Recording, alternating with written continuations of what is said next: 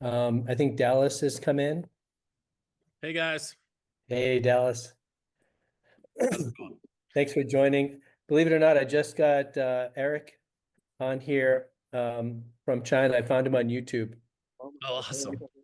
Hey guys, this is Eric from China, and actually quite coincident because it's 5 a.m. here, but today I'm watching like a soccer game with my friends, so then I got a chance to join this meeting. Otherwise, I will be sleeping.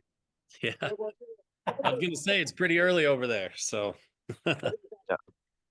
Dallas, thanks for coming on. We just kind of put this together, Eric. Dallas and I know each other because we've been on Shark Tank, which you may be familiar with. Really popular show where they feature people that come up with product ideas and pitch the sharks. My wife Anya is here as well. Hello. Yep. So, yeah, we've got a handful of people coming on, and actually even have like a deck thing put together. And there's another guy who you may know, Dallas, from he does tours. He takes people to China, to the Canton Fair. Oh, it should be in China now. Yeah, Steven Selikoff. I'm going to make sure he's coming on. Let me see.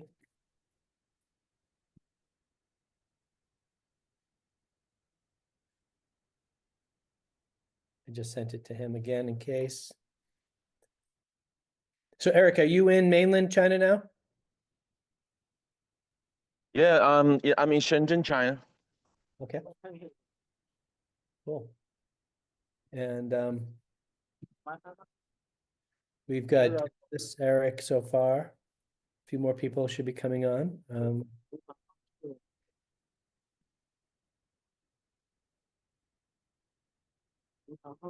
We're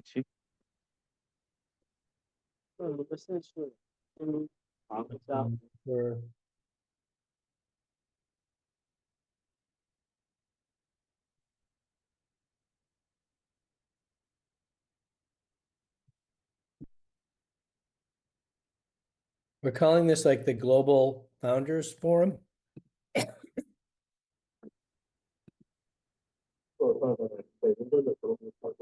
Yep. So how is the reactions, guy? For you guys, because it's really it's creating a lot of chaos here. Yeah, that's why I thought it would be good even to have you guys on, you on from China, because it's a global impact. Instead of just watching it in the news, we're living it, right? So we've got product that we have on the water now. I've got a container that just came in, and you don't know really what's going to happen. Yeah. Some of So the you guys do the custom clearance by yourself, or you pay the duty by yourself? Yeah, that's what we do. So I'll give you a Yeah. chance to talk once we get the group on here, Eric. I want to give you a chance to introduce yourself too. Yeah. Yeah. I want to make sure. Alex, can you help me out with the presentation? I'm not really good with Canva. No problem, John. Let me give you let's see. How do I give access? Anyone can share. Multiple people can share. Okay. So Alex is my VA here, so he's going to help with the deck and stuff, and us staying organized. So yeah, so Dallas, do you want to share maybe a little bit about what you do? yeah, for sure. So after Shark Tank, I was on season 3 of Shark Tank, clear back, geez, 11 plus years ago. Took investment from Mark Cuban as one of his first product companies. So kind of started learning the product game there, and then ended up fusing in with a manufacturer and selling them our book of business, and taking off in different CPG companies. So now I've invested in currently today I have investment in 5 different ones, everything from skincare to a bathroom decor to some home decor items, kids beverage as well. And so kind of all over the map on different consumer product companies, as well as an agency that helps people, primarily helps people on Amazon and manage their Amazon business, as well as a little bit into helping them connect with retail. Mostly Costco and a few others, helping them get their product in there. So kind of hands in a lot of different things. So currently we've got several containers that are sitting over there, just getting comfy until we figure the tariff thing out. And then we've been looking at all of the different options as well as to how's this going to impact long term, and seeing other countries' capability level and expanding, kind of forced expansion into what does Vietnam have to offer? What does what does India specifically have to offer? Are they good partners that could be just a good backup if things get really bad? Or are they partners that could handle all of the bulk of our business? And so we've been exploring that the last month. I've had one of my partners in the it's two of my different companies. We're partners together and investors together. He has a lot of experience. He's lived in China. He took his family over there and lived there. He has had a company in the past where he's worked as a product engineer, and so he has a lot of deep connection with China. And so we sent him over to India to meet with a bunch of different factories, and he's kind of been seeing what the landscape is there, and for our own products, and has found a lot of really interesting things. So that's kind of where I am with all the different companies and kind of the problems we're trying to solve right now. Yeah, thanks, Dallas. I think we're just kicking off here, and you're pretty much summing it up and probably probably further ahead than most of us, right? Because you've already got a person in India. Yeah. And so that's why I wanted to put this together. We're part of this community of founders that have been on Shark Tank. You're one of the early season guys, and you've survived and you've thrived, right? Now here you are in this unexpected challenge. So I just came up with the name, like a Global Founders Forum, so that we can kind of help each other with this and utilize the different resources and connections. Actually, my wife Manya is on here as well. She was on Shark Tank with me. My daughter Lila, who's in New York, and I believe Juju as well. Let me see this. Why don't we go to the next slide here? So welcome to the Global Founders Forum, the first time we're getting together. And so we've got two brands, Tandem Surf and Modern Shelving. There may be someone here who I met from the trade show circuit from Better Grip Paint Roller. Of course, we've got Ryan, from Flated. Welcome. And we've also got, special guest, Steven Selikoff. I believe you're here, right? I am here from China, 5 a.m., enjoying Chinese bagel chips, and Sprite. And it's everything you cannot imagine it to be. But yeah, no, absolutely, John, when you said to come join. Yeah, it's crazy times right now. Yeah, so that's nothing's better than having like a support group during crazy times, right? And so we can collectively support one another. And actually, I booked a flight to Hong Kong and have it like on the let's see, Juliet said, tell Natureberry to join the Zoom. He's in the Google Meet. Oh my God. Let me see. Because I was in the Google Meet for the past 5 minutes and I was confused. Got it. Okay, that's why. Hey, can I ask a question of Dallas? Yep. Hey, so been obviously to China quite a while, India a few years ago, and actually chatted to Janet Yellen's staff. Whoops, about India after being there.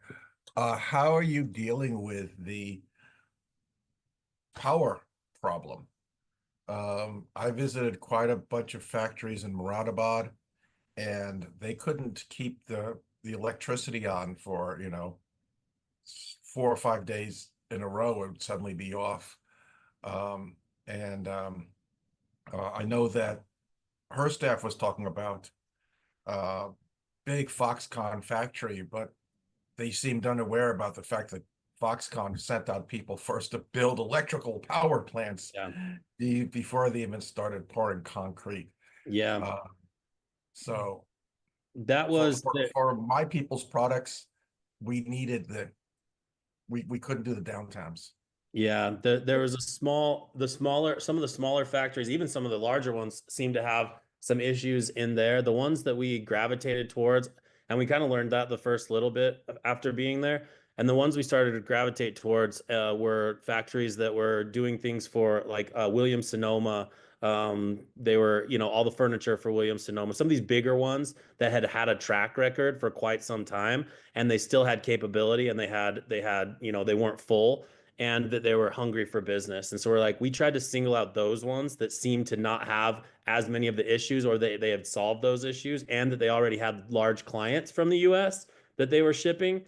And so we learned that pretty quick. After a couple of weeks there, you're like, okay, these guys are the ones that probably could handle what we're doing, and these ones maybe not so much. And then we're looking at a lot of high-end leather. We found a lot of like artisan leather, really good suppliers there as well, that a lot of cut and sew, a lot of textile as well, that looked really good. So it was kind of this figuring out, and because it's brand new to us, we've only done a little bit in India over the years. We've really only done leather from there previously. And so kind of this bigger manufacturing piece and injection molding and all of that kind of stuff that we need now, it has been interesting, but we were happy with what we were able to find. It took a minute, but we were happy with it, with the ones that we were able to find. There's a lot of opportunity, I think, there. Cool. Yep. And So and cows in the street for anyone who's never been there before. Yes. Yes. Yeah. I had a factory that literally right the door right next to the factory, and the factory was like a renovated apartment building. And as we drove up, there was a goat sitting right inside the door, as if inviting us to come in and have tea or something. Yep. What I guess what we want to do too is kind of talk about how we can explore tools, as much as it would be great if we could turn on, other suppliers. Like you said, Dal, it's going to take a while to do alternative sourcing. But if there's a way, even initially, if we can use this challenge to explore how we can utilize it, like Shopify or Shopify Plus, whichever we use, to power some sales into these other markets. Like, for example, there was a sneaker Shark Tanker that was on yesterday, and he on his Facebook, he was promoting his European and his UK websites as well. I'll run through Shopify. This guy is scaled up huge and just shipping direct from his Chinese factory, to customers all over the world, which, that's one of the things that we're looking at and considering. Let me see. Can we get to the next slide as well? Yeah, so these are some of the people that are on here now. I want to see, is Denmark in here, Jeff? Yeah. So why don't we have you introduce yourself as well, Jeffrey, because you are the only one here that is in Europe. Yeah. Hi. I am coming in a bit last minute on this, so I haven't done a lot of preparation. I think John and I connected a little bit earlier today. For me, it's 11 o'clock in Copenhagen time right now. But yeah, so I'm not a founder in the sense that you guys are. I am a marketeer, so I am a managing partner at a fairly well-known marketing agency here in Copenhagen, and I'm American. I've from Seattle, but I moved to Europe in 2007. I've been living in Copenhagen since then, and I've been working in B2B and B2C marketing since about 2008. So I have a fairly good understanding of what the European market is looking for. Most of the clients that I've worked with in the agency world have been in Europe. mostly Northern Europe. Southern Europe is not amongst our standards, not really a flourishing market.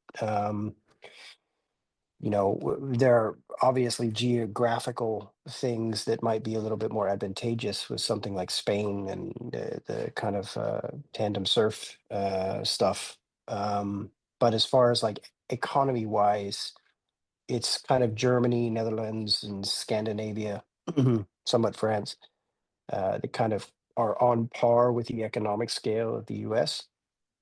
And so I've been working with businesses all that way.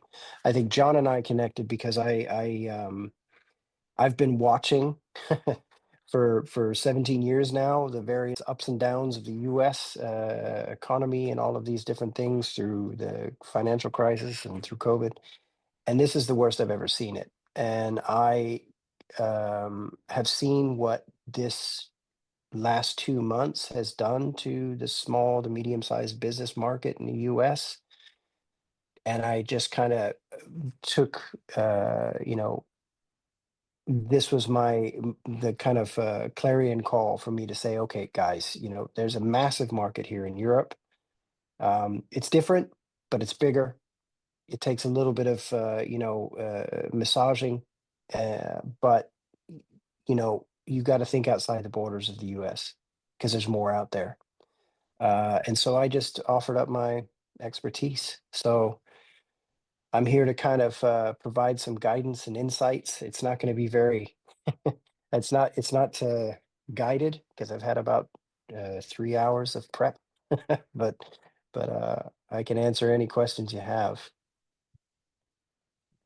Yeah, Jeffrey, thanks for coming on. I appreciate that. So you commented actually on a post by a fellow Shark Tanker who's now got to go Mhm. with me to try and pay for some of her. Yeah, Beth. Beth, Beth yeah, Nick, she's yeah. all over the news, and you can't get more American than this woman. Woman entrepreneur of the state, and veteran, and she's all over CNN and the New York Times and so forth. So, Mm. yeah, that's why I just figured I'd use that tool, and you have a perspective on that you can share on how people are feeling in Europe, because that's what we're thinking. Like, we actually, believe it or not, have had someone reach out to us, and we were doing a shelving design for a customer in Denmark, and Mhm. no longer do we think that's unusual. Okay, now we think, how many other people in that country can we, how can we make that Mm. person an influencer and, run ads Yeah, of course. or like that Yeah. buyer and ship there. So, Yeah, of course. And what I plan on doing, because I haven't really been able to prep any slides or anything like that, but what I can do is that, all of the emails were in the invite here. So I'll put together a slide deck of some kind of insights that I think are pretty important to know. And I'll send it out to you guys, over the Easter holiday. I'll sit down and just hammer it out. That way it feels like I'm not just blowing hot air up our asses. But I think that the market over here is flush for um, entrepreneurialism. The entrepreneurialism is slightly different over here. It's not as it's not as sensational. There are things like Shark Tank and these kind of um, bootstrap type of programs in pretty much every country. UK is very close to the US market, but you need to remember the UK is not Europe anymore. So that's a whole, there's two separate things, right? So if you want to get into Europe, you get into Europe. If you want to get into UK, that's another thing. But each country has its own versions of Shark Tank. They have X Factor, they have all the same thing, but there's a certain amount of national pride around it. So the sensationalism that comes with, getting on stage and pitching your product, and there's a lot of bluster around it. That, that's a very American iconic type of thing. We're big and bold and brass, and each of these countries try to mimic that in their own particular way, but they also accept it because there's a certain amount of national pride to it.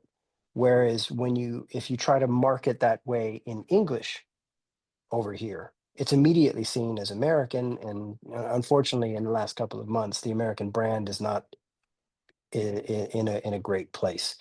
In fact, actually, just this week, Danish, the news and the parliament actually has put out a news report that they recommend that all people in the country back up all of their drives in case there's some kind of blowback and the American tech companies decide to pull, all their cloud stuff, because that's basically where everybody stores their shit. So they've recommended to the Danish people, like, back up all your stuff, because there's a a little bit of contentiousness with Greenland, between Denmark and the US. So there's a lot of there's a growing cultural thing here in Denmark where people are just boycotting anything American. um so there's a certain, it doesn't mean that there's not room for entrepreneurial growth. In fact, I actually do a lot of stuff with kind of tech entrepreneurs, and trying to do like funding stuff. And there's a lot of interest in that because America is still leading in that realm. um but you just have to be kind of culturally aware. So you can't go into Europe with the same kind of gusto that you do in the States. It requires some nuance. It would be the same, like you wouldn't really go into Beijing and try to market the way you do in the US. It's a completely different culture, and it's the same over here. That's good insight. Yeah, that's really good insight. I mean, it's not just Yeah. running your same Facebook ads and No, no, no, no. Actually, I think that, I mean, I took a brief look at some of the companies that you guys are all a part of. I don't think Stephen from Zero Shoes is on, is he? I, he couldn't make it on today. No. No, okay. I actually have a pair of his shoes, so he's already over here. Um, but he's got the right kind of approach where he has picked a niche market, and he's also qualified that because he's an exceptional runner. And I think one of the things that is really important over here, particularly if we want to take a look at like a market like Germany. Denmark's not really worth looking at as a market. There's 5 million people over here. It's if you want to look at Scandinavia as a whole thing, that's one thing. But I'd say if you guys individually wanted to just jump into Europe, you have to pick a zone, because you have to understand it's 37 different cultures that are thousands of years in the making. So they've collectively come together, but um it's not like the States. There's no one uniform thing. So there's a lot of culture and a lot of history, there's a language, all these different things. And I would say that Germany is probably a really good market to jump into. There's 88 million people in Germany. They have a lot of the same buying patterns. They have a German Amazon. They don't have Amazon here in Denmark. It's regulated against. Um, so there's a lot of those kind of things, but then you kind of need to understand, okay, if we're going to jump into the German market, what are the buying patterns of that thing? So you need to do the same kind of demographic research that you did in the States when you first started up. You need to do that with the Germans and figure out, like if you're going to do a drop ship type of thing on like Shopify Plus. I mean, I think the bare minimum you need to do is at least version your website into German, to kind of avoid you, you know first and foremost. I would say the one thing you need to do is distance yourself from the you know America brand. Unfortunately, it's not a thing that's going to do you any favors at this particular point in Europe.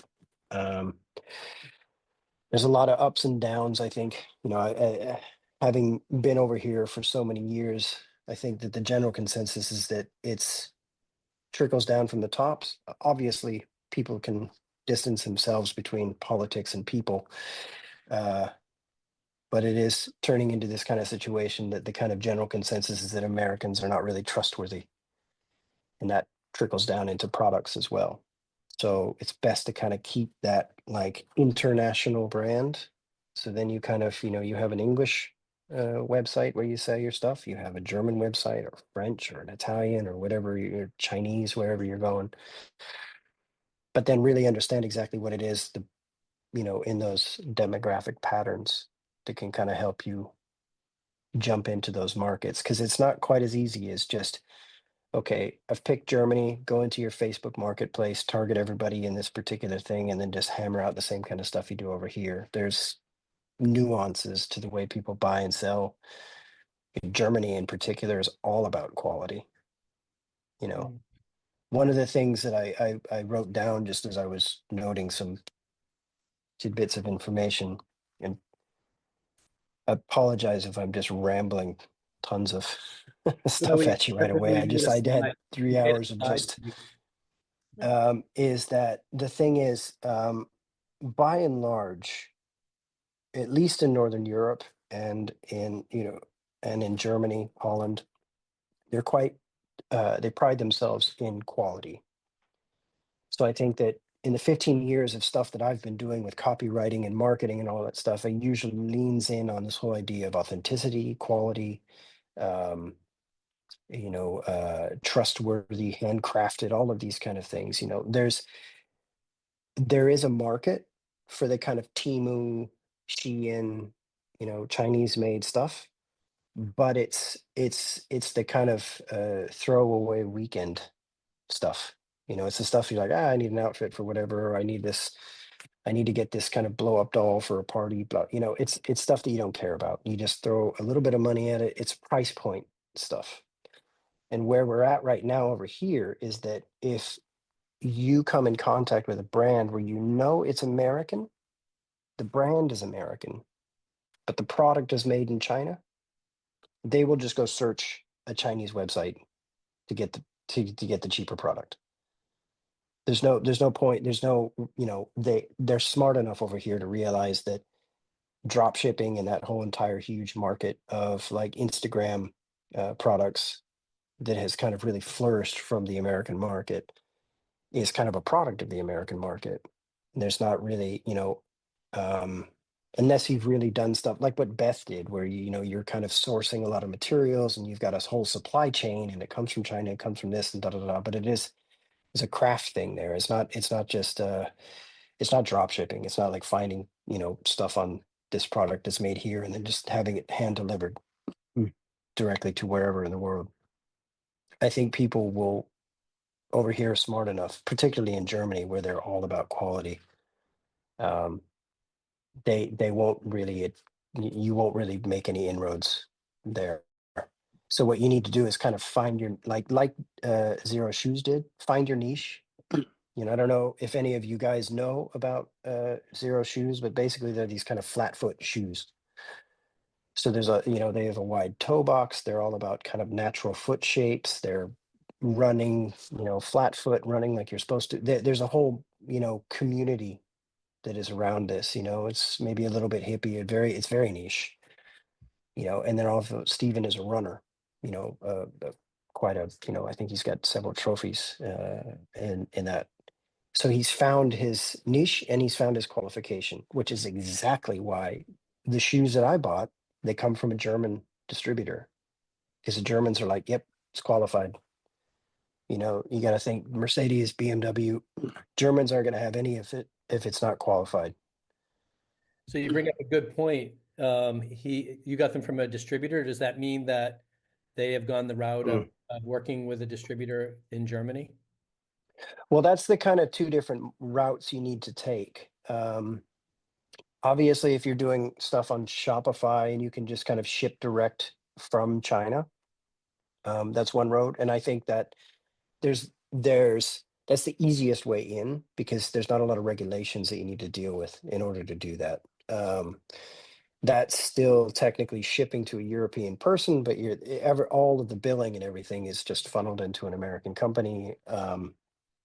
And you could probably make that'd be a small size business. I can't see a business like that really growing to, medium or large size on that scale. I think that there would need to be some sort of unique, unless you manage to create a product that no one had ever seen before, but then you wouldn't really be able to get it from directly from China, drop shipped, right? And that's what I was saying earlier, is that if it is a kind of drop ship product, people are savvy enough over here to just find it on, they have these websites like Temu, what is it, Lightbox, all of these kind of things, which are, or Alibaba, these kind of things where you find it, maybe it pops up in your Instagram feed and you're like, oh, that's kind of cool. And then you search Alibaba and you find the exact same thing. And that's what they do. So I think that when you're looking at maybe more medium-sized businesses where you have like, a bit more of a supply chain involved in your products, like for instance, these shelving units that you mentioned, John, then you need to have distributors. And that's when it gets a little bit more complicated. You need to kind of have a person on the ground to kind of understand the distribution process. You need to have somebody to host and like hold your product over here. Germany is flush with this stuff. Like Denmark is a little bit naive. It's 5 million people, so there's not a lot of it. But Germany is massive, so if I could give you any bit of advice for all of you, if you wanted to, jump into Europe, go for Germany. France is also a huge economy, but they're also quite nationalistic. So but Germany is a big one, and they've got all the same kind of things. They're used to the same kind of buying stuff with Amazon and this kind of. They have various other kind of instant direct shipping stuff. I used to work with a company that was a small distillery here in Copenhagen, and we branched into the European, the larger European market, starting with Germany. And we had to get 5 different distributors because there's, the country is big. It's like Texas size, but for Europe, that's big. So there's 5 different regions. You can't just have one distributor. In Denmark, you got one distributor because you can drive from one side of the country to the other in 4 hours. So Well- there's a little bit more of a logistical process that needs to happen. So what you came on obviously in the middle of unexpectedly and everything, Jeff, and we really appreciate it. It sounds like you have a lot of experience and we're just kicking this off today. If you're willing to be a resource and people, Yeah, of course. okay, people Yeah, reach of out to you because it's Absolutely. so enlightening. I saw one of the messages came in here from Hank from Wildberries, another Shark Tanker. So I'd love to just also introduce Stephen, who's in China. And Yeah, of course. Sorry, I can talk a lot. no, we'd love to hear you talk. But I just want to also, I'm very interested to hear because I believe he's maybe at the Canton Fair now at the China Hotel, right? Which is a great hotel. That's where we brought our floats last November because Stephen tipped me off on where to stay and met his team and the people that he brings and takes them through the Canton Fair. But let's move to the next slide too. Yep. Which actually has, there we go. Stephen Selikoff, known for bringing products to market and working with entrepreneurs. And actually, a lot of our Shark Tanker friends have worked with Stephen. So we'd love for you, Stephen, to kind of share what's happening right now in China, and maybe if there's some tips, just like Jeffrey shared, that we could learn from. First of all, Jeffrey, thank you. That's great information there. Really, really good. I can share back to you that you might be interested in or frightened by if you hear about. But before I say anything about that, introduce myself, and then I'm going to ask you to pause the recording because I'll share something that's not supposed to be public information yet. But hi, my name's Steve Selikoff. I've been selling to retailers since 2001, Amazon since 2005. FBA was originally still is a fulfillment system before it became a moniker for a selling system. And I was one of the very first people to ever sign up for FBA. I was working at Microsoft, and friends of mine who switched over to Amazon said you kept complaining about your your warehousing, guess what we're doing? And if you go back on the unique identifiers, I'm probably within the first few hundred that ever signed up. I'm in China right now at the Canton Fair. As John had said, I've got a number of entrepreneurs I work with, including a number of Shark Tank alumni. Got to add a new one to the list this year, someone who just won Shark Tank on in Australia. Also have Red Dot Award winners. Actually, I'm facing a deadline right now for a submission to Time Magazine's Best New Invention of the Year, and also have one of my clients is a previous winner. So we kind of go across the board with exciting stuff. Most of it, though, being all unique products, either significantly differentiated or unique. So that does put us into a slightly different bucket there. Just mentioning Alibaba, I will have to leave the top of the hour because they're about to pick me up here at the hotel and photograph me all over China for some reason. Does nothing to do with my lovely hair, just getting me to talk in front of a camera and stuff. I've been asked a lot about how to handle being profitable despite these tariffs. And the big way to approach it, frankly, is that there is no magic special snap your fingers pill that's going to change anything. If you are going to try to mitigate the damages, approach them the same way you would with that old wise riddle about an elephant. How do you eat an elephant? One bite at a time. How do you respond to the tariffs? One bite at a time. And we'll make this real fast. Anyone wants to dig into any of these a little bit further, feel free to ask me. But the first thing is just be aware of consumer trends. Right now, the soil is very, very fertile. Everyone is expecting that products are going to start raising their prices. So if you need to raise prices, this is the time to do it. Don't make it extraordinary. Customer perception is huge. You want to make sure that people feel that the increase in price is fair. Historically, as we all know in economics, if a price goes up, it does not come down unless it's in a volatile market like eggs or gas. So this does give you a chance to make yourself a little bit more profitable. If you can, wait until your competitors raise theirs first, and then you raise afterwards, so that the consumer perception is that it's inevitable, not that you're just being a jerk. Let the first one go through the wall, get bloodied on that. If you have a strong community, consider emailing all of them. Explaining you're a small business, you're a person, humanize it. You've got to raise prices. As you raise prices, your margin's going to increase. And again, that's one bite of an elephant. Now, customers are going to price shop even more. We saw during the pandemic, Nielsen IQ measured a 27% increase online of customers spending more on time online, looking for prices that are lower. So of course that does help with Shopify and drop shipping and so on. They're also, and we're seeing this a lot, particularly recently, is that they're going to be looking for products that are the same as the ones they would normally be looking for, but at a lower price. Again, that's a really, really good opportunity.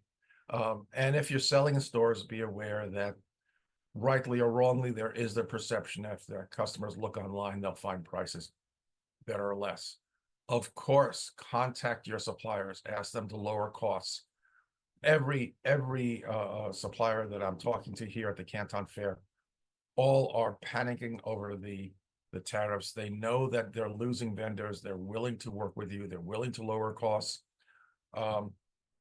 Beginning of March, there were the 2-day financial meetings here in China. They agreed to continue the stipends to factories. So factories are getting some more money. If you're not sure if you're paying a low price or not, send me an email. John can share all my contact information. We'll get an NDA done, and I'll give you honest feedback if it looks like your prices are too high or not.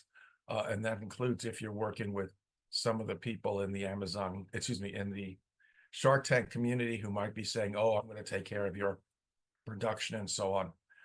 Oftentimes that just, you're also overpaying at that point. If you can, and John's seen this himself, visit your supplier in person. It really goes far to getting those prices down. And again, it's all, one more bite of the elephant. If you have a chance to come during the Canton Fair, even better, because it puts them on notice that you are going to be seeing their competitors. So they've got to really straighten up and fly right as much as they can. Go through your BOM, your bill of materials, see if there are, particular items on there that you could, replace with a lower priced alternative material, fabric, and so on. Let's see what else. Your cornflakes. Learn from your cornflakes. Shrinkflation. If you're selling 75 marbles in the bag, bring it down to 60 marbles. If you've got a paint by number with 25 paints, make it 21 paints. Make sure to update your packaging, your UPC code, but learn from the cornflakes. It helps. What else is there? Oh, if you're shipping within the US from a 3PL or a warehouse, and you're paying UPS and FedEx to ship out to customers, I think everyone knows that the more you sell, you're going to get a more friendly discount from FedEx and UPS.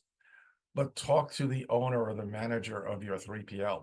If they can combine a number of customers, a number of vendors together and put it all on their same account and then divide up and share that discount, it's going to be much bigger, because if you've got 10 different vendors selling stuff, you're multiplying your amount of sales, amount of shipping by 10, then you can decrease your amount of cost shipping domestically within the US, and you're eating away at that elephant.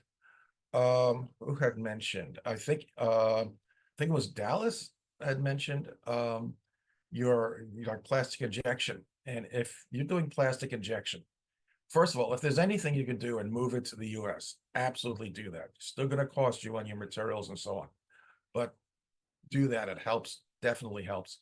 If you're doing something with plastic injection and you've got molds already in China, just put your pencil to the paper and see if it makes sense to bring your molds into the US, because that's a really high investment. And then have plastic injection done in the US.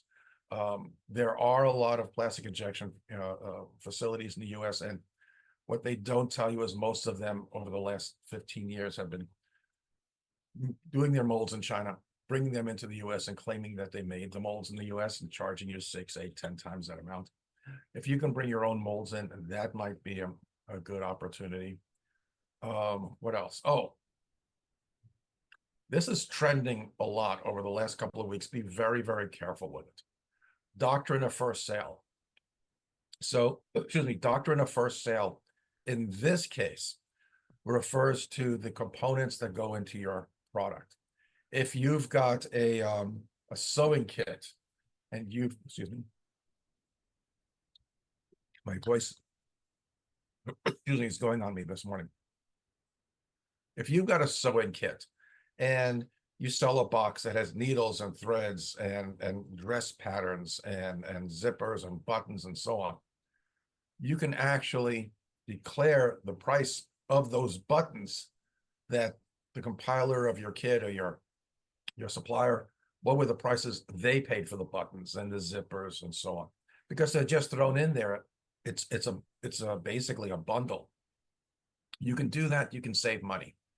However, if you are selling a backpack that has zippers and buttons already built into it, they have been modified. They no longer are applicable to this doctrine of first sale. And I know that within the Amazon community, there's a bunch of supposedly expert people going on there saying this is a great way of saving money.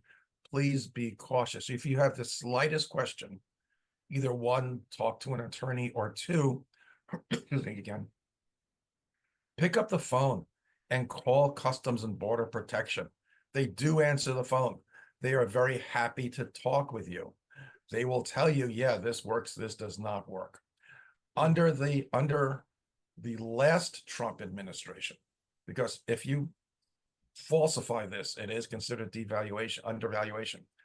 Under the last Trump administration, they did modify the violations, the penalties for violations. It used to be financial. You could pay triple the amount of the tariffs or duties that you owe. There could be additional financial penalties, 100,000 per incident on your first case of undervaluing and so on. And of course forfeiture. But in 2017, they changed that to include criminal penalties. You can now go to prison. Dan Harris, out of Harris Brigham in Seattle, has publicized a few cases that he's had to deal with where importers have actually gone to prison for undervaluation. So be very careful if you're going to be doing doctrine of first sale, which is being talked about a lot right now. Make sure you're doing it the right way. Country shopping, these days, it may work, it may not. You know, Ferris Bueller said things change really quickly, and they are. Tariffs are changing every single day. President Trump, he knows more than any other government official for years what really goes on when you're sourcing and creating products. His sneakers are made in China. His Bibles are made in China. I was in Shantou in 2019 after his first win, and you could see people walking all over the street with Make America Great hats because he didn't pay for the factory. So he knows all about factories. He knows about questionable, shady shipping methods like DDP. And he also knows that their factories are opening up branches in Vietnam, Laos, Cambodia, Indonesia, Thailand, and of course, Vietnam. So he knows that these are becoming conduits for Chinese factories. And at any day, he may decide to wake up and throw tariffs on them. So please, keep your ear to the ground so you don't get caught surprised. You can move to another country if you're country shopping. Again, don't falsify your invoices. The last one I've heard about a lot recently is filing for tariff exemptions. God bless you if you can do that. If it happens, great. Be aware you're on the tail end of a long line. As soon as the first set of tariffs were announced, a lot of large corporations, stood in line, offered contributions, and or however you want to describe it, purchases of Trump's newest digital Bitcoin or whatever. You're on the back end of the line, so it may not be very, very successful, but definitely go for it. Just don't hold your hopes up too much. I'm trying to think of others off the top of my head. I can't, but hopefully that gives you a bunch of bites of the elephant. Frankly, it's theater of the absurd. It's not going to continue 245% tariffs. That's going to hit people's hairbrushes. People don't want to be paying a ton of money for everything. And again, those prices won't come down. So hopefully somebody's going to blink. I've got a bet with a few friends of mine about when they will start coming down, but I'm pretty confident they will.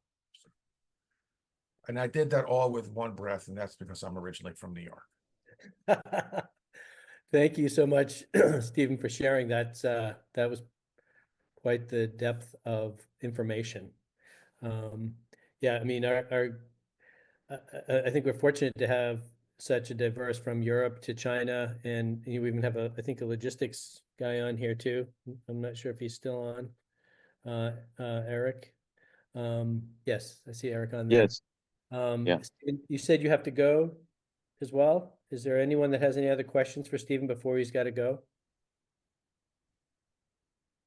I know Manya said something. She asked if there's any way of delaying the customs payment or if you can do a payment plan. It's such a big amount anyways, but is there anything like that or pretty Good much? question. I have not heard of payment plans with customs. You do have 10 days to pay, but the rate itself is determined when they file a 750 form entry documentation.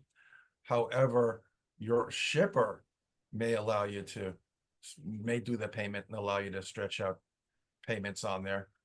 If it's on the water right now, it is a scary, scary time.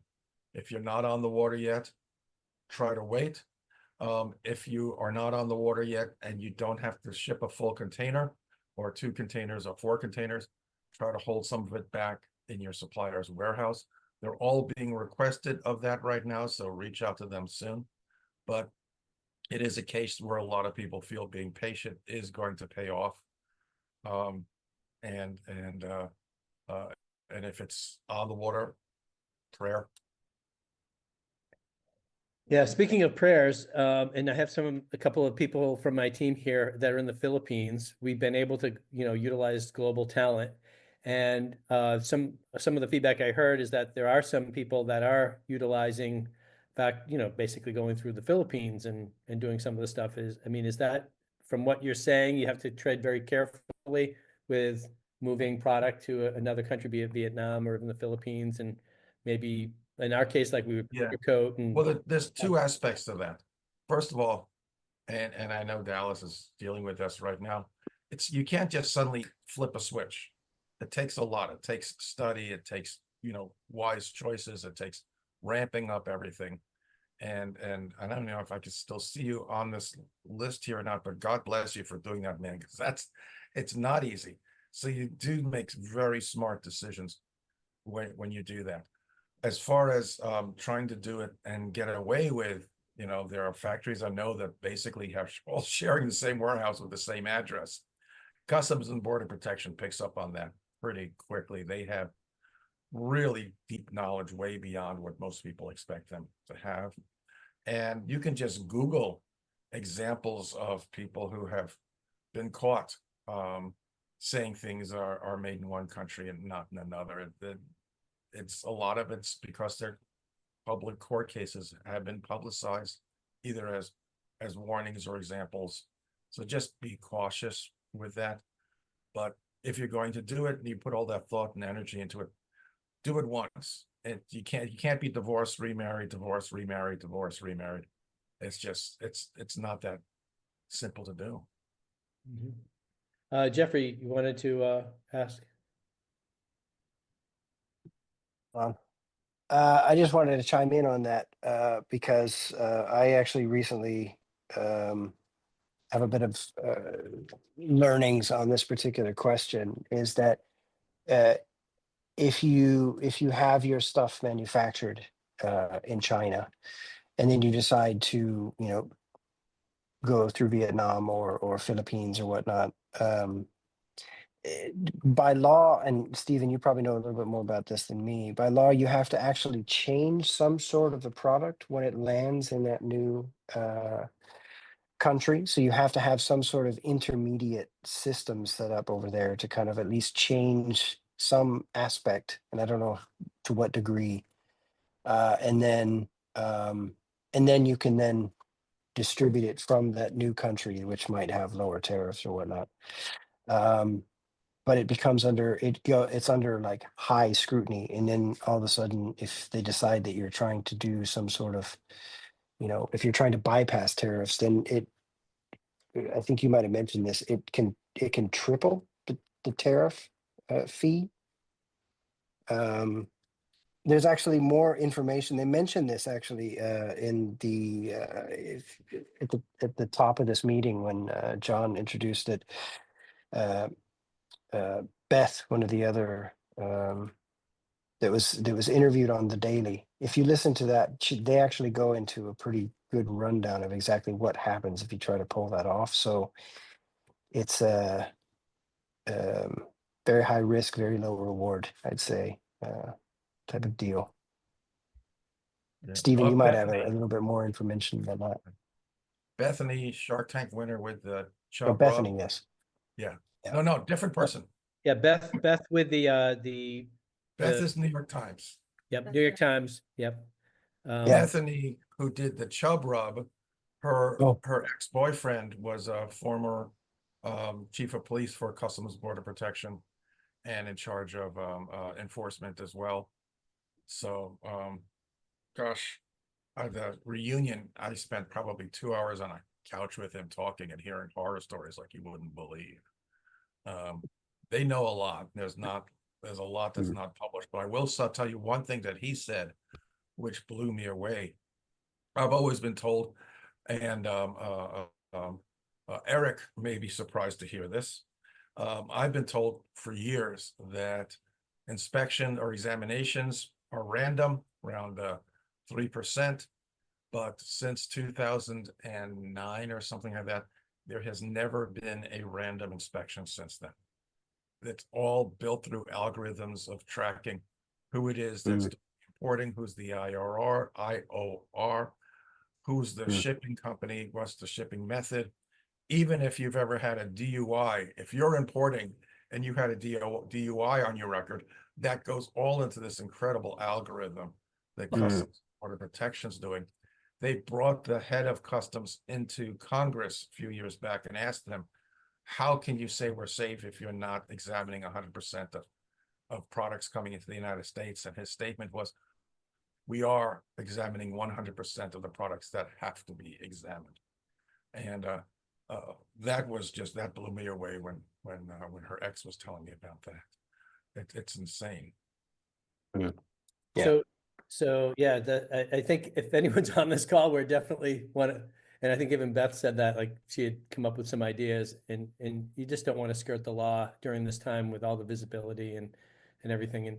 And the whole point of even, my initial thought as an optimist and as an entrepreneur that got on Shark Tank with my family, and we've been pretty fortunate the way things have worked out. It hasn't been easy, but we have a new license with Margaritaville, and we can't delay the products. We have a shipment that's coming in next week. We'll have our new co-branded boards and our floats. We said, go ahead and ship them because, we gotta build this market, and we're talking to Costco about global, ways to sell into Costco Australia now, which is going to take time. But we really, I think even with the tariffs, if there's some way that collectively, if we can figure out how to, to Jeffrey's point, understand, like, let's say Germany as the entry point for Europe, or Toronto for the entry point for Canada, and kind of get some exposure to these markets or distributors, then there can be potentially some good that can come from this. Ryan shared candidly, the impact of tariffs on his business. He's done an incredible thing making his Flated brand such a success. And I'd love to hear what your thoughts are, Ryan, about this and about utilizing, the Shopify the way Jeffrey said, how it can be pretty straightforward where you can ship, to Europe. I mean, you've got a license deal as well, right, with a car manufacturer? Yeah, so thanks for putting this together, and yeah, it's been a busy couple of weeks and a lot of anxiety, and probably a few more weekday cocktails than I would normally have. But no, so we've been manufacturing in Vietnam basically since we started. And so we always felt like we were kind of safe from the China tariffs, but then all of a sudden, on Liberation Day, when Trump got up there and showed his sign, and Vietnam was number 2 on the list with 56% or whatever it was, that kind of caused us to really freak out for a moment. But on the international side, more specifically, we've, being a startup, we kind of originally went with like the distributor model and started in South America first. Now we're in New Zealand, Israel, Middle East, talking to people in Europe. But at the same time, a couple of these distributors, and I've had this experience in the past with other brands that I managed, your distributor is only as good as how much they believe in your product. And sometimes you end up being just another thing on the shelf. So, now we have been contemplating, could we do it direct into, say, Australia or to parts of Europe or to the UK? And, so our Shopify Plus thing has been a little bit different. We actually are offering a pre-made website to our distributors through our Shopify Plus account to basically say, here it is, like it's already built. Obviously you got to translate it, change it to, the photography and everything to make it more market specific. But we're trying to give that, because a lot of the distributors that we've talked to are traditional wholesale, type distributors. And I found that in the international market to be more challenging to get, good distributors that know direct consumer business. So we're like, hey, this has worked for us. Like, you should replicate it in your market and see what you can do with it. Do I have huge success stories yet on that? Not quite. Or the website we handed to New Zealand, they're just like, okay, but they're just like watching it, and I look at it every day. I watch the traffic, and I want to just go in there and fix it pretty much every day. But I also don't want to piss off their marketing director. So, you know, we're like all of you. We're just trying to figure out what's going on and trying to watch the news to stay informed, but also trying not to watch the news too much to get, you know, freaked out. And, you know, trying to be calm and just sort of sit back and kind of see how it plays out. My co-founder and or my product guy is in Vietnam right now. So it's going to be interesting to hear back from him on the full vibe. I've gotten some texts, and yeah, they're already, you know, offering, you know, 5 to 10% discounts already to account for the 10% baseline tariff. So yeah, I would suggest everybody do go back to your factory and, you know, be honest and negotiate your pricing with them. But yeah, that's kind of where we're at, and just keeping an eye on it, and also still trying to figure out, you know, this Shopify Plus and shipping and some of those things that we've just started playing around with if we were going to try to, you know, ship direct either from, you know, our factories or even direct from our warehouse here in the States. Yeah, no, that's, so you've already got a guy, one of you guys over in Vietnam working on that. Have you shipped it direct to customers from your factory yet? Not directly to end users, I would say, but we've shipped a lot of samples. We've shipped a lot of stuff to, you know, to and from. So, but never as far as like just, you know, straight web order delivery sort of thing. Yeah, interesting. So I think, yeah, that's something that, you know, we talked to our factory, and we've got a big shipment, a production run of our aluminum components that is sitting in their warehouse now. And we do a lot of custom design of these shelves for, and it can range from, and our AOV is over $1,000. And then we'll have some projects that are for retail display that can be $10, $20, $30,000. So that's something that we're seriously looking at, is just working with our factory, going there and teaching them how to, instead of just bulk pack, but to job pack and ship direct from China. Because we, you know, we obviously can't absorb that amount of tariff coming in, and we can also manufacture here, like the way we started in the States with aluminum, even though the costs are going to be higher. But we're especially interested in you know, figuring that out, I guess. I know I watched Alex. No, what's it? Is he still on here from China? Eric? Yeah, Eric, are you still on? Yeah, I'm still here. Yeah, Eric, I guess if you could share some insight as far as even within Asia, because that's something, like, believe it or not, like our factory really wants us to do the marketing like Ryan's talking about, to the Asian markets, even within China, Mhm. of our product. And if that's realistic, and then, you know, or, you know, we've got a number of people that are in the Philippines, even though, and there is some wealth there, and some people that can afford, you know, premium shelving product or inflatable boards they haven't seen before. So I guess we'd love to get your thought on it. I think the video that I got from your YouTube was the one where you talked about shipping to customers in Europe, and that's why I invited you to be part of this. So we'd love it for you to kind of share some of your thoughts. Okay.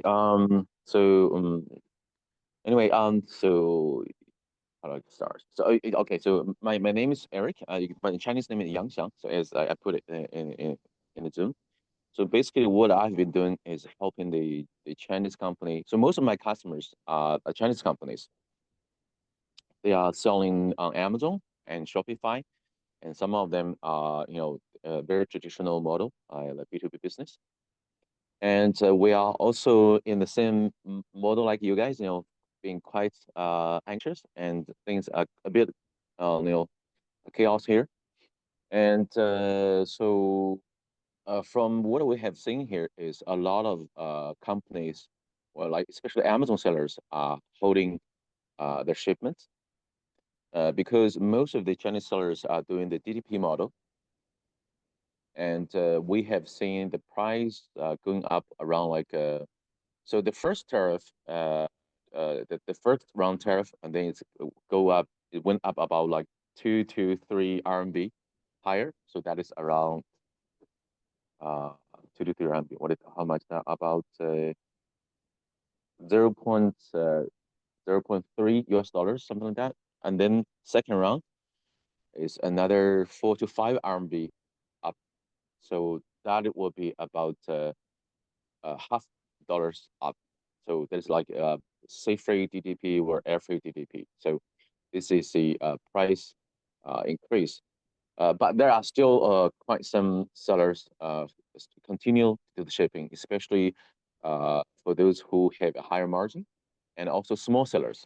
A lot of big sellers, they are holding their the shipment, as far as I can see, and a lot of sellers are using the $800 the policy. They're using the UPS or FedEx to continue to refill their inventory. So this is what I've been seeing here. And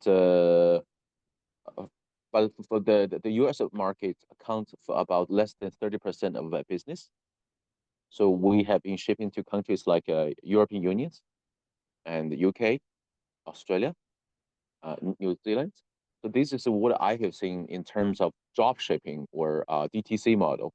So the Chinese sellers, they are either using Shopify or some other platform like not Tem or not like Shein or not like AliExpress, because the third platform I mentioned, they have their own like uh, shipping methods or shipping lines where the sellers must use the shipping company they assigned, right? So they cannot use like shipping company like us. So most of our customers like using Shopify, either do the DTC branding or do the what do you call it? The uh, uh, they call it like the private domain traffic. Like they use like Facebook ads to generate traffic and get all the traffic into WhatsApp or Discord. So this is kind of business model. And I can share one of my customer. They are do the DTC branding. I send it in the group in the chat. It's called Lawfree. I'm sorry because maybe I don't sound very loud today because I haven't slept for like yeah, I haven't slept because I went up night to watch the football game and the soccer game, Real Madrid. So a bit exhausted. But do you guys see the website? It's called Lawfree. Yeah. Can we put it So- on the screen, Alex? In the chat. One It's in the moment. chat. So Yeah, it is in the chat. So it's a Chinese homegrown keyboard brand, mechanic keyboard brand. So they have been shipping worldwide. They have a lot of USA orders, but we also I have been offering service to them about 4 years. We have seen the orders coming from Europe, like Australia, or even some even from Pakistan. So this is something I think a lot of like brand owners they can also approach. So they have all the goods and manufacturers and design and manufacture in China, and they ship globally. Yeah. Yeah. For the European EU market, Union market, so they are using the DTP model. So can you Because can you explain what that means? That model, is that when everything's prepaid customs, yeah, it's deliver duty paid. duty paid? Yeah, so the customer it's quite like the USA under $800 US, the customer does not need to pay the duty. Mhm. But this model is like the shipping agent or the shipping company, we pay the duty on behalf of customers. That the customer does not need to go through all the custom clearance process. Because the European market is unlike the US market. Because US market, you have small package, customer does not have to pay any tax.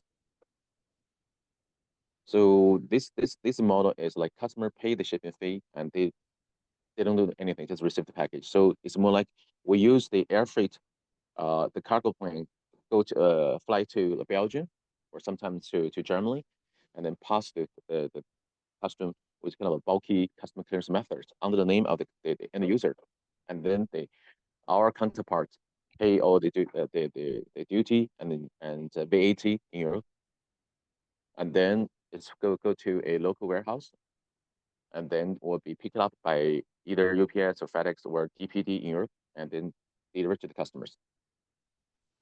So this kind of method is also being widely used by dropshippers or the AliExpress sellers. And this kind of transition time is about like the fastest a service we have been using is about like 7 to 10 days in Europe, like Germany, France, Belgium, Netherlands. And so this is faster, but the slower one going to about 12 to 15 days. So this is how a lot of Chinese DTC brands have been doing. And this kind of shipping methods applies to, I mean, due to the Chinese way of globalization. So this kind of shipping method has become so popular. Now, in more than European unions, it can be Canada, it can be Australia, it can be New Zealand, can be Mexico, it can be Southeast Asian countries like Philippines, Singapore, Malaysia, and Thailand. So let's say if you have a product and you market the product globally, that means you can use this kind of shipping method, deliver to the customer directly.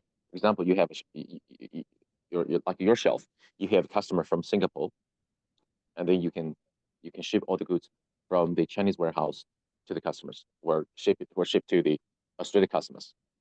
Mm. And also for USA sellers, I don't think there will be any or tax issues, because this income is from overseas, and the product is shipped from China or third party countries. So you don't really face the issues like USA customs. So your So point is, even as a US based company or a European company for that matter, if you're shipping directly, well, I guess, we're US based companies here, right? And we're shipping, Mm. let's say, to a customer, like say Jeffrey needs some shoe shelves for his his cool shoes. Instead of shipping it from the States, I could ship it directly from our factory in China. Yes. And then Yes. this method would be reasonable time frame, and it wouldn't be subject to these very high tariffs that we're now dealing with. Okay, because Yes. that's kind of what I'm thinking that we are going to do, and that I think there's the Shopify technology is already there. We just haven't Yeah. really deployed it, and our team is primarily now in the Philippines, even for all this custom design work. Yeah. And we're even looking to hire a designer that speaks Mandarin. Mhm. So that way maybe we can market within China. Yeah, for the Chinese market, how do I say? It's not easy to right now, because China, imagine there's so big supply here in China, Yeah. and also the marketing fee here in China is pretty expensive. For example, if you for example in the US or in Europe, if you go to a YouTuber for you to make some content, so the price is expensive, but it's not that high. One of the reason is, for example, a YouTuber in the US, he may not able to sell the product directly to the users. But in China, the China, Douyin, or the Chinese TikToker, I mean the Chinese version of TikTok in China, Chinese TikToker can just list all the products from manufacturer or from the brand and sell directly to the end users. So the competition inside domestic market in China, the domestic market is so fierce. Makes sense. Jeff, did you want Yeah. to, I see you have your hand up, Jeffrey. Yeah, I just wanted to build on what Eric was saying in regards to this particular type of supply chain infrastructure, at least to Europe. One thing to remember about Europe is that it is kind of a union. So within all of the EU states, um, there is no tariff fees. There's Yes. no duty Yes. fees between these. So setting up your website in this particular way, whether it's Shopify Plus or any of the other ones, with this kind of supply chain infrastructure, makes it seem to the buyer that it's within the EU. True. It's quite clear when you go to a site like Temu or Lightbox. I don't know if you have that over here, but they're quite clear, or Alibaba. It's quite clear that they're Chinese-owned companies, and you are getting it from China. And then it's a gamble whether or not, when it gets here, if customs is going to pull it out, and then all of a sudden, sometimes it gets through, and you're like, great, and sometimes you get charged like a massive fee. You never know. True. This particular model sets it up in a way that the end user, as long as your website is designed and communicated in a way and marketed in a way that it seems like it's local, the end user will really never know. They might if they, obviously they will if they dig into it or not, but most of the time they don't care. Very, very, very true. Yeah. Perfect. I'm sorry to interrupt. Let me show you Yeah. what. Let me show you one. Let me show you one insight. So in the past, I'm not sure you guys have ever encountered a Chinese company or Chinese seller sending you tracking website, which is called 17track.net. Mm-mm. Or do you guys have experience like a tracking a tracking info which show you all the points for all the way from China? I think that at least you can do that through the Danish system sets it up so that, like, when you buy stuff, you're able to track it from its origin. Yes, but the thing Yeah. is, what we have been doing now is we don't really give the customer a full road tracking. Let me explain. So I just mentioned the way we send to EU. We just give customer the last mile tracking number. For example, for Europe, we just give them DPD. So, but there's a tricky part is for the very first few days, there's no tracking information. Mostly about 5 to 7 days, there's no tracking information. But once the cargo plane arrived in Belgium and passed the custom, and the local DPD or UPS will pick it up and then indicate the product is on the way to his storefront. So these will kind of go around the customer feel that the product is all the way from China. I concur. In fact, actually, this happens to me quite often. Again, Denmark's not a huge economy, so I often buy stuff that is localized in Germany, just below us. And there'll often be a couple of days of it's not the Amazon Prime. That's the one thing. Europe doesn't really have that kind of instantaneous delivery thing.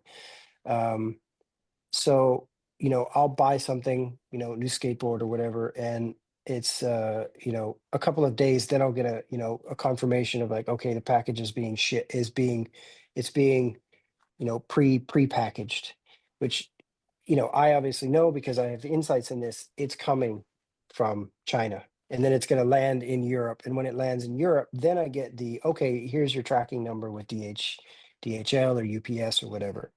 So Yes, there is that, but I think most Europeans are used to that. Most Europeans are not they have Yeah. nothing to compare to, like, this 15-minute delivery Amazon Prime. There's nothing Yes. like that over here. So you Yes, don't have to worry about that. So this is one way. So this way can actually